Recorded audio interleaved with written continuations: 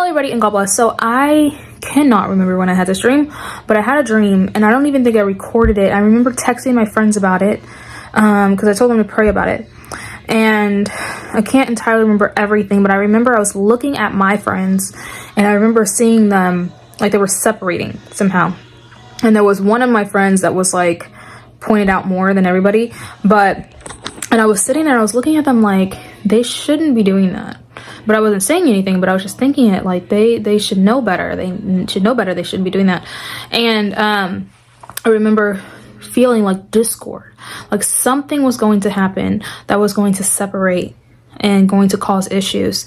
And so at first I was like, with recent events, I was like, okay, I definitely believe that was from God, and I was going to keep it to myself. But I'm realizing like, no, like this is for the whole church, because we need to realize that you need to focus on God first of all. Okay, anytime you are second guessing someone or anything like that, just focus on God. Seriously, just focus on him. Or if you feel like there's something wrong with you, focus on God. Ask God for those questions. Okay, ask God for those answers. All right. And another thing is, I was talking to my mom today because I've noticed like a lot of times arguments happen among friends over something very stupid. I don't know how to say that nicer, but and when I say that, I was talking to my mom and she was talking about like some thing being taught, and I was explaining to her, like, first of all, what does that have to do with our salvation? And I heard that in my spirit a long time ago about arguing. When you're arguing with someone, ask yourself, what does this have to do with my salvation?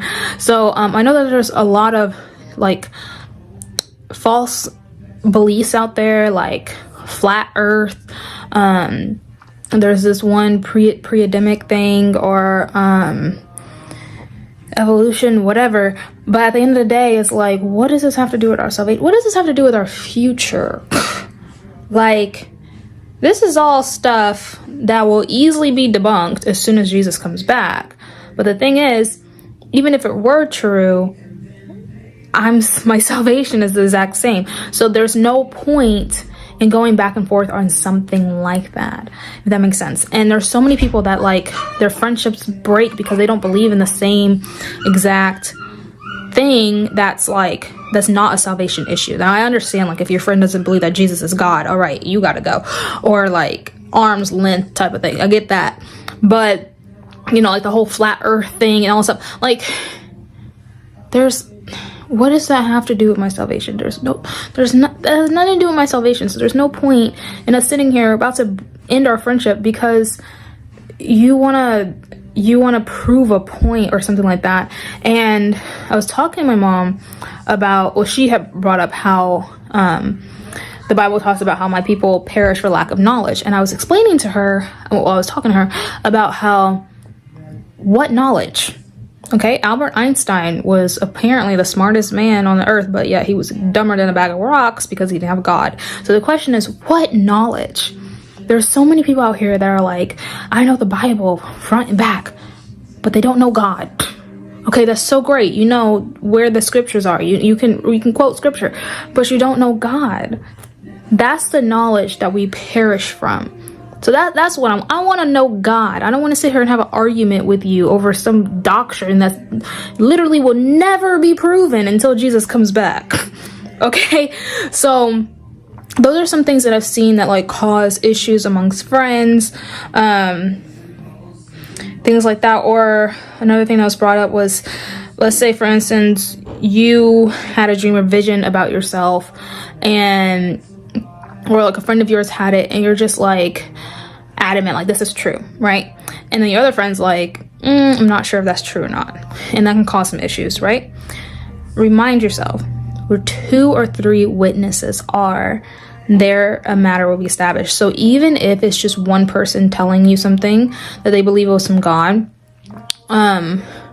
there's still no point in arguing about it until God fully confirms it with somebody else or some other way, something like that, right?